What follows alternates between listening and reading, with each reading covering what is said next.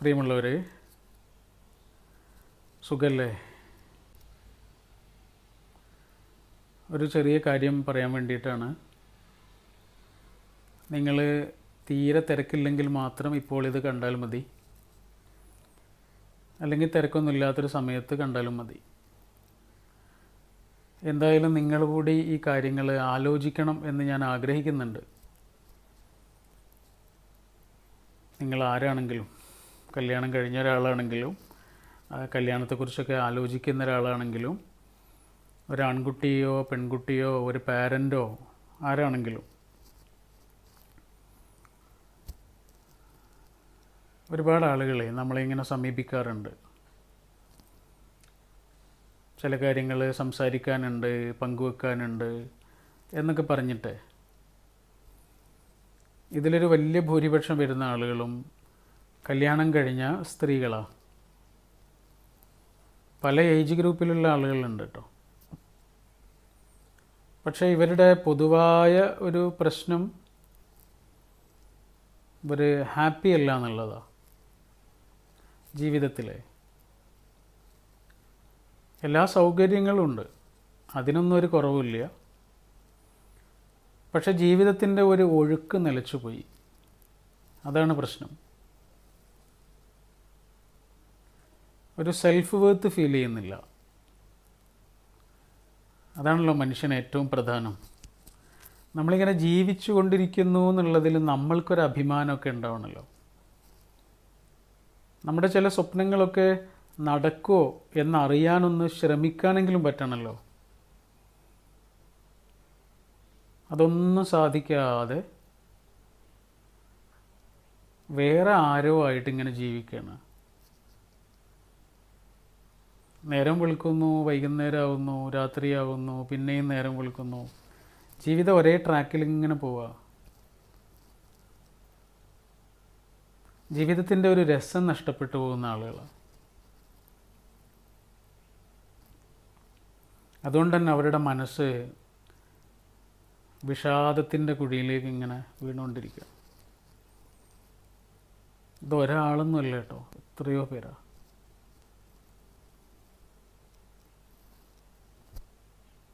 ഇതിലൊരു വലിയ ഭൂരിപക്ഷം വരുന്ന ആളുകളുടെയും പ്രശ്നം എന്താണെന്നറിയോ?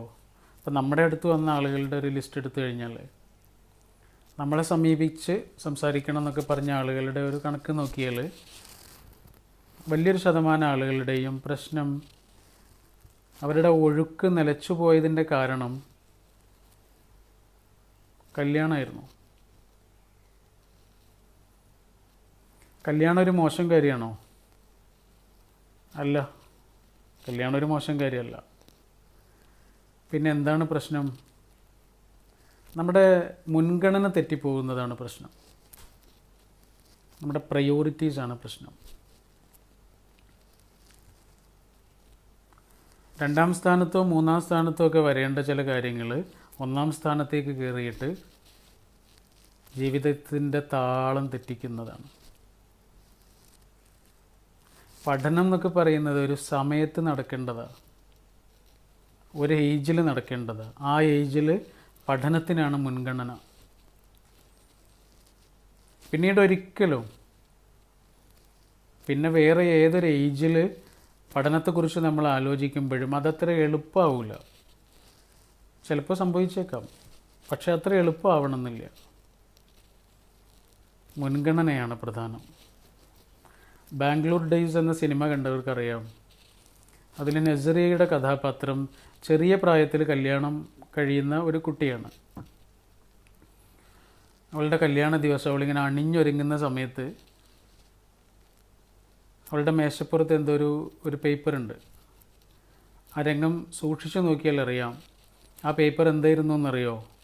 അവൾ പഠിച്ചുകൊണ്ടിരുന്ന സ്ഥാപനത്തിൽ അവൾക്ക് 1ാം റാങ്ക് കിട്ടിയതിൻ്റെ നോട്ടീസാണ്. ആ സ്ഥാപനം അടിച്ചിറക്കിയ നോട്ടീസാണ്. ആ നോട്ടീസ് ഇങ്ങനെ മാറ്റി വെച്ചിട്ടാണ് അവൾ കല്യാണത്തിന് അണിയാനുള്ള എന്തോ ഒരു ആഭരണമൊക്കെ അണിഞ്ഞുകൊണ്ടിരിക്കുന്നത്. പിന്നീട് ഒരുപാട് സമയം കഴിഞ്ഞു, മാസങ്ങൾ കഴിഞ്ഞു. ഭർത്താവിനും അവൾക്കിടയിൽ പ്രശ്നങ്ങളൊക്കെ ഉണ്ടാകുന്നു. പിന്നീട് അവൾ ജീവിതം തിരിച്ചു പിടിക്കുന്നുണ്ട്. അവൾ നീക്കി വെച്ച സ്വപ്നങ്ങളെ തിരിച്ചു പിടിക്കുന്നുണ്ട്. ആ സമയത്ത് അവളൊരു മുൻഗണനാ ലിസ്റ്റ് ഉണ്ടാക്കുന്നുണ്ട്. ഒരു പേപ്പറുണ്ട്, സൂക്ഷിച്ചു നോക്കിയാൽ അറിയാം. ഒരു പാട്ടിനിടക്കാണ് അത് കാണിക്കുന്നത്. അതിൽ അവൾ പഠനം തിരിച്ചു പിടിക്കേണ്ടതാണ് എഴുതി വച്ചിട്ടുള്ളത്. അതിന് വേണ്ട പണം കണ്ടെത്തണം, സ്ഥാപനം കണ്ടെത്തണം, ഒരു സൈക്കിൾ വാങ്ങണം, ഇതൊക്കെയാണ്. മുൻഗണനയാണ് പ്രധാനം. അതൊരു സമയത്ത് തെറ്റിക്കഴിഞ്ഞാൽ പിന്നീട് അത് തിരിച്ചു പിടിക്കൽ വലിയ പണിയാണ്. നിങ്ങളൊരു കഥ കേട്ടിട്ടില്ലേ? കുട്ടിയെ ഒക്കത്ത് വെച്ച് ഇങ്ങനെ നടന്നു പോകുന്ന ഒരു ഭിക്ഷക്കാരി ഒരു ഗുഹയിൽ പെട്ടുപോയി. ആ ഗുഹയിൽ നിറച്ചും സ്വർണവും പണമൊക്കെയാണ്. അതിൽ നിന്ന് അവർക്ക് എത്ര വേണമെങ്കിലും എടുക്കാം. പക്ഷെ ഒരു നിശ്ചിത സമയം കഴിഞ്ഞാൽ ഒരു ബെല്ലടിക്കും. ആ ബെല്ലടിക്കുന്നതോടുകൂടി ഗുഹയിൽ നിന്ന് പുറത്തേക്ക് ഇറങ്ങണം, അല്ലെങ്കിൽ ഗുഹയുടെ വാതിൽ അടയും. അടഞ്ഞാൽ പിന്നെ ഒരിക്കലും അത് തുറക്കില്ല. അവർക്ക് വലിയ സന്തോഷമായി. അവർ സ്വർണവും പണമൊക്കെ വാരിക്കൂട്ടി. അപ്പോഴേക്ക് ബെല്ലടിച്ചു, പുറത്തേക്ക് ഇറങ്ങി, വാതിലടഞ്ഞു. ഭയങ്കര ഹാപ്പിയായി. കാരണം അത്രയും സ്വർണം ഒരു ജീവിതകാലം മുഴുവനും ആർത്തുല്ലസിക്കാൻ മാത്രമുള്ള പണം കിട്ടിയിട്ടുണ്ട്. പക്ഷെ അതിനിടയ്ക്ക് ചെറിയൊരു പ്രശ്നം ഉണ്ടായിട്ടുണ്ട്. അവരുടെ ഒക്കത്തുണ്ടായിരുന്ന കുട്ടിയെ ഗുഹയിൽ മറന്നു വച്ചിട്ടുണ്ട്.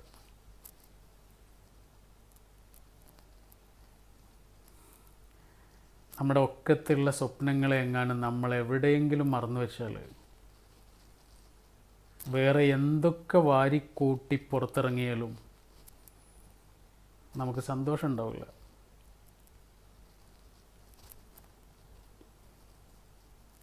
മുൻഗണനയാണ് പ്രധാനം. നമ്മളിങ്ങനെ ജീവിച്ചുകൊണ്ടിരിക്കുന്നു എന്നുള്ളതിൽ നമുക്കൊരു സെൽഫ് വർത്ത് ഫീൽ ചെയ്യലാണ് പ്രധാനം. എൻ്റെ റമിയുടെ ഒരു കൂട്ടുകാരിയുണ്ട്. റമിയേക്കാൾ ഒരു 3-4 വയസ്സ് അധികമുള്ള ആളാണ്. ഞങ്ങളുടെ കല്യാണം നടക്കുന്ന സമയത്ത് പോലും അവരുടെ കല്യാണം നടന്നിട്ടില്ല. അവരന്ന് BEdനോ മറ്റോ പഠിച്ചുകൊണ്ടിരിക്കുക. അവരുടെ കുടുംബത്തിൽ നിന്ന് ഒരുപാട് പഴി കേൾക്കേണ്ടി വന്നിട്ടുണ്ട് അവർക്ക് മാത്രമല്ല അവരുടെ രക്ഷിതാക്കൾക്കും. ആ കുട്ടിയെ കല്യാണം കഴിപ്പിക്കുന്നില്ല എന്നൊക്കെ പറഞ്ഞിട്ട്. പക്ഷെ അവൾ പഠിച്ചു. എല്ലാ പഴിയും കേട്ടുകൊണ്ട് തന്നെ അവൾ പഠിച്ചു. അവരുടെ രക്ഷിതാക്കളും അതുപോലെ തന്നെ എല്ലാ പിന്തുണയും കൊടുത്തു. ഇന്ന് ആ കുടുംബത്തിൽ തന്നെ ആ പെൺകുട്ടി മാത്രമാണ് ജോലി ചെയ്യുന്നത്. കാലിക്കറ്റ് യൂണിവേഴ്സിറ്റിയിൽ അത്യാവശ്യം കുഴപ്പമില്ലാത്തൊരു തസ്തികയിൽ അവൾ ജോലി ചെയ്യുന്നുണ്ട്. അവളുടെ കുടുംബം പോറ്റുന്നത് അവളാണെന്ന് പറയാം, അന്തസ്സോട് കൂടിയിട്ട്. ഭർത്താവ് ഗൾഫിലായിരുന്നു. അദ്ദേഹം ഗൾഫിൽ നിന്ന് തിരിച്ചു വന്നു. ഇവിടെ നല്ലതുപോലെയുള്ളൊരു ജോലിയൊന്നും അദ്ദേഹത്തിന് കണ്ടെത്താൻ പറ്റിയിട്ടില്ല.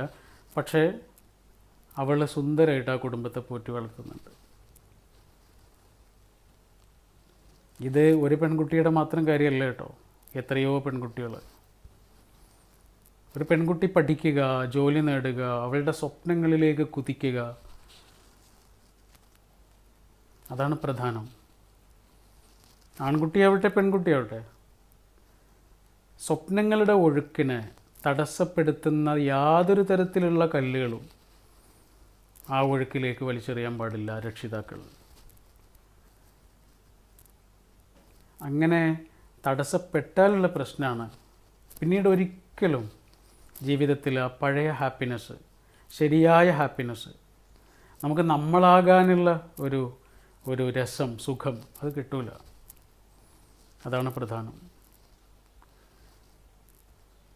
കല്യാണം കഴിഞ്ഞതിന് ശേഷം പഠിച്ചൂടെ? ശരിയാണ്, പഠിക്കാം. പക്ഷേ അപ്പോഴേക്കും ഒരുപാട് കൺസേൺസ് ഉണ്ടാവും. അതാണ്, പഠിക്കുന്നൊരു സമയത്തൊരു പെൺകുട്ടിക്ക് പഠനത്തെക്കുറിച്ച് മാത്രം ആലോചിച്ചാൽ മതി. അവളും അവളുടെ പഠനമൊക്കെ മാത്രം മതി ആലോചന. പക്ഷേ കല്യാണം കഴിയുന്നതോടുകൂടി എന്തെല്ലാം കാര്യങ്ങളാണ് ആലോചിക്കേണ്ടി വരിക. ഭർത്താവിൻ്റെ ഇഷ്ടാനിഷ്ടങ്ങൾ, അയാൾക്ക് സമയം കിട്ടാത്തതിൻ്റെ പ്രശ്നങ്ങൾ, അവർ തമ്മിൽ ഒരുമിച്ച് ആകാൻ പറ്റാത്തതിൻ്റെ പ്രശ്നങ്ങൾ, പഠനം അതിനൊരു തടസ്സമാകുന്നു എന്നുള്ള പരാതികൾ, ഭർത്താവിൻ്റെ കുടുംബം, അച്ഛൻ, അമ്മ, വാപ്പ, ഉമ്മ, ജ്യേഷ്ഠൻ, സഹോദരന്മാർ, ഒരുപക്ഷെ സഹോദരന്മാരുടെ ഭാര്യമാർ, കുടുംബത്തിലെ മറ്റുള്ള ആളുകൾ, അയൽക്കാർ, ഇങ്ങനെ തുടങ്ങി ഒരുപാട് ആളുകളുടെ സംതൃപ്തിക്ക് വേണ്ടിയിട്ട് ഈ പെൺകുട്ടി ഇങ്ങനെ കാത്തിരിക്കേണ്ടി വരും. ഒരുപാട് അനുമതികൾക്ക് വേണ്ടിയിട്ട് കാത്തിരിക്കേണ്ടി വരും. അതോടുകൂടി കൺസേൺ മാറും, പ്രയോറിറ്റിയും മാറും. അങ്ങനെയാകുമ്പോൾ പഠനം അങ്ങനെ പിന്നോട്ട് പോകും. പഠനത്തിൻ്റെ രീതിയൊക്കെ മാറും. പഴയതുപോലെ പഠിക്കാനൊന്നും കഴിയുന്നില്ല, അതിലേക്ക് ശ്രദ്ധിക്കാൻ കഴിയുന്നില്ല. ഇങ്ങനെയൊക്കെയുള്ള പ്രശ്നങ്ങളാണ് പിന്നീട് അഭിമുഖീകരിക്കേണ്ടി വരിക. അതുകൊണ്ടൊരു സമയത്ത് നമ്മുടെ ഏജിൽ, നമ്മുടെ ആയുസ്സിൽ ഏറ്റവും പ്രധാനപ്പെട്ട ഒരു നേരത്താണ് പഠനം നടക്കേണ്ടത്. ആ സമയത്ത് പഠനത്തിൻ്റെ മുകളിലേക്ക് മറ്റു കാര്യങ്ങൾ കടന്നു വരുമ്പോൾ ആ സമയത്ത് അതൊരു വലിയ കാര്യമായിട്ടൊക്കെ നമുക്ക് തോന്നും. പക്ഷെ പിന്നീടാണ് അതിലുള്ള നിരാശയും സങ്കടമൊക്കെ നമ്മളെ വേട്ടയാടാൻ തുടങ്ങും. പെൺകുട്ടികൾ പഠിക്കുകയും ജോലി നേടുകയും വരുമാനം നേടുകയും ഒക്കെ ചെയ്യുന്നതിന് എന്താണ് കുഴപ്പം? ഒരുപക്ഷെ ഭർത്താവിനേക്കാൾ വലിയ വരുമാനത്തിലേക്ക്, ശമ്പളക്കാരിയൊക്കെ ആകാൻ ഒരുപക്ഷെ അവൾക്ക് കഴിയും. അങ്ങനെ എത്രയോ കുടുംബങ്ങളില്ലേ? അതൊരു മോശം കാര്യമാണോ? അതൊരു മോശം കാര്യമായിട്ടാണ് പലപ്പോഴും കാണാറുള്ളത്. ഭർത്താവിന് ശമ്പളം കുറവോ അല്ലെങ്കിൽ ജോലി ഇല്ലാതിരിക്കുകയോ ഭാര്യ ജോലിക്കാരിയായി മാറുകയോ ഒക്കെ ചെയ്യുന്നതൊരു വലിയ കുറ്റമായിട്ടാണ്, അതല്ലെങ്കിൽ ഒരു കോമഡിയൊക്കെ ആയിട്ടാണ് പൊതുവേ നമ്മുടെ സമൂഹവും സിനിമകളൊക്കെ പരിചയപ്പെടുത്തി തരാറുള്ളത്. പഴയ ശങ്കരാടി ചേട്ടൻ്റെ കഥാപാത്രങ്ങളൊക്കെ ഓർമ്മയില്ലേ? ജഗതി ചേട്ടൻ്റെ കഥാപാത്രങ്ങളൊക്കെ. വീട്ടിൽ ഭാര്യ ജോലിക്കാരിയായിരിക്കും, ഭർത്താവ് വീട്ടിലിരിക്കുന്നത് ഒരു കോമഡി ആയിട്ട്, ഒരു മോശം കാര്യമായിട്ടാണ് ചിത്രീകരിക്കാറുള്ളത്. അതിന് വലിയ ഒരു തിരുത്താണ് പുതിയതായി വന്നിട്ടുള്ള കരിക്കിൻ്റെ ഏറ്റവും ലേറ്റസ്റ്റ് എപ്പിസോഡ് അല്ലേ? നിങ്ങളും കണ്ടിട്ടുണ്ടാവുമെന്നാണ് വിചാരിക്കുന്നത്. കരിക്ക് പൊതുവെ സമൂഹത്തിൻ്റെ ചില പൊതുബോധങ്ങളെ വളരെ കൃത്യമായി ഭംഗിയായിട്ട് തിരുത്താറുണ്ട്. അങ്ങനെ ഒരു തിരുത്തലായിരുന്നു ഏറ്റവും ലേറ്റസ്റ്റ് എപ്പിസോഡ്. ഭാര്യയാണ് ജോലിക്കാരി, ഭർത്താവ് വീട്ടിലാണ്. അദ്ദേഹം അതിനെക്കുറിച്ച് വളരെ അന്തസ്സോടു കൂടിയാണ് സംസാരിക്കുന്നത്. അതിനെന്താണ് കുഴപ്പം എന്ന് പറയുന്നുണ്ട്. അപ്പോൾ അതിനൊരു കുഴപ്പമൊന്നുമില്ല. ഒരാളുടെ സാധ്യതയെ അയാൾ ഉപയോഗിക്കണം. അത് ആൺകുട്ടിക്കാവാം, പെൺകുട്ടിക്കാവാം, ആർക്കാണെങ്കിലും അയാളുടെ സാധ്യതകളെ, അയാളുടെ സ്വപ്നങ്ങളിലേക്ക് അയാൾക്ക് എത്താൻ കഴിയണം. അയാൾക്ക് ആകാൻ പറ്റുന്നതൊക്കെ അയാൾക്ക് ആകാനും സാധിക്കണം. അതാണ് പ്രധാനം. ഒരുപാട് നീട്ടിക്കൊണ്ടുപോകുന്നില്ല. ഇനി എൻ്റെ സഹോദരന്മാരോട്, ആൺകുട്ടികളോട്, അനിയന്മാരോട് പറയാനുള്ളത് എന്താണെന്നറിയോ? നിങ്ങളൊരു വിവാഹത്തെക്കുറിച്ചൊക്കെ ആലോചിക്കുന്നുണ്ടെങ്കിൽ, കല്യാണം കഴിക്കുന്നതിനെക്കുറിച്ചൊക്കെ ചിന്തിക്കുന്നുണ്ടെങ്കിൽ, നിങ്ങൾ മുൻഗണന കൊടുക്കേണ്ട ഒരു കാര്യം, പഠനം പൂർത്തിയായ ഒരു പെൺകുട്ടിയെ അല്ലെങ്കിൽ പൂർത്തിയാകാനിരിക്കുന്ന ഒരു പെൺകുട്ടിയെ ഒക്കെയാണ് എപ്പോഴും വിവാഹം കഴിക്കാൻ നല്ലത്. ഇല്ലെങ്കിൽ എന്താണെന്നറിയോ? കല്യാണം കഴിയുന്നതോടുകൂടി നേരത്തെ പറഞ്ഞതുപോലെ അവളുടെ പഠനത്തിന് ഒരുപാട് തടസ്സങ്ങൾ വരും. ആ തടസ്സങ്ങൾ ഇപ്പോൾ വലിയ പ്രശ്നമൊന്നും ആയിട്ട് തോന്നില്ല. പഠനം തന്നെ നിർത്തിവെക്കാനൊക്കെ തയ്യാറാവും. പക്ഷെ പിന്നീട് നിങ്ങളുടെ രണ്ടാളുടെയും ജീവിതത്തെ അത് കാര്യമായി ബാധിക്കും. കാരണം ആ പെൺകുട്ടിക്ക് എന്നും അതിൻ്റേതായ ഒരു സന്തോഷമില്ലായ്മ ഉണ്ടാവും, നിരാശയുണ്ടാവും. കല്യാണമായിരുന്നു അവളുടെ ആ ജീവിതത്തിൻ്റെ യാത്രയെ, അവളുടെ നേരത്തെ പറഞ്ഞതുപോലെയുള്ള ഒഴുക്കിനെ തടസ്സപ്പെടുത്തിയത് എന്നുള്ള ഒരു ചിന്ത അവളുടെ ബോധമനസ്സിലോ ഉപബോധ മനസ്സിലോ കിടക്കുന്നുണ്ടാവും. അതിൻ്റെ ഒരു നിരാശയും വിഷാദവും ഒക്കെ എന്നും നിങ്ങളുടെ ബന്ധത്തെയും വേട്ടയാടിക്കൊണ്ടിരിക്കും. അതുകൊണ്ട് എപ്പോഴും നല്ലത് പഠനം പൂർത്തിയായ അല്ലെങ്കിൽ പഠനം പൂർത്തിയാകാനിരിക്കുന്ന കുട്ടികളൊക്കെ ഉണ്ടല്ലോ, അവരെയൊക്കെ ജീവിതത്തിലേക്ക് കൊണ്ടുവരുന്നതായിരിക്കും. നിങ്ങൾക്കും അതൊരു ബലമാണ്, അവൾക്ക് അതെന്നും ഒരു അന്തസ്സുമായിരിക്കും. അവസാനിപ്പിക്കാം. എത്രയോ പെൺകുട്ടികളുടെ ജീവിതത്തിൽ വലിയൊരു പ്രശ്നമായത് എന്താണെന്നറിയോ? കുടുംബത്തിലെ പ്രായം ചെന്ന ആളുകളായിരിക്കും. നമുക്കറിയുന്ന എത്രയോ കേസുകളുണ്ട്. അവർ പറയും, നിന്നെ ഒന്ന് കെട്ടിച്ചിട്ട് വേണം എനിക്ക് മരിക്കാൻ. നീയൊരു വിവാഹിതയായി കഴിയുന്നത് കാണാൻ, കല്യാണം കഴിച്ച് കാണാൻ അതൊക്കെ ഒന്ന് കണ്ടിട്ട് എനിക്ക് മരിച്ചാൽ മതി എന്നൊക്കെ പറയും. പലപ്പോഴും എത്രയോ പെൺകുട്ടികളെ വിവാഹത്തിലേക്ക് പെട്ടെന്ന് എത്തിച്ചതിൽ ഈ പ്രായം ചെന്ന ആളുകളുടെ ഈ ഒരു ആഗ്രഹം, സ്വപ്നം വലിയ കാരണമായിട്ടുണ്ട്. അവർ സ്നേഹം കൊണ്ട് പറയുന്നതാണ് കേട്ടോ. പക്ഷേ നീ ഒന്ന് കല്യാണം കഴിച്ച് കണ്ടിട്ട് എനിക്ക് മരിച്ചാൽ മതി എന്ന് പറയുന്നതിന് പകരം നീ ഒരു ജോലിക്കാരിയൊക്കെ ആയിട്ട് കണ്ട് എനിക്ക് മരിച്ചാൽ മതി എന്ന് ഒന്ന് പറഞ്ഞിരുന്നെങ്കിൽ എത്രയോ പെൺകുട്ടികളുടെ ജീവിതം മറ്റൊന്നാകുമായിരുന്നു. Thank you.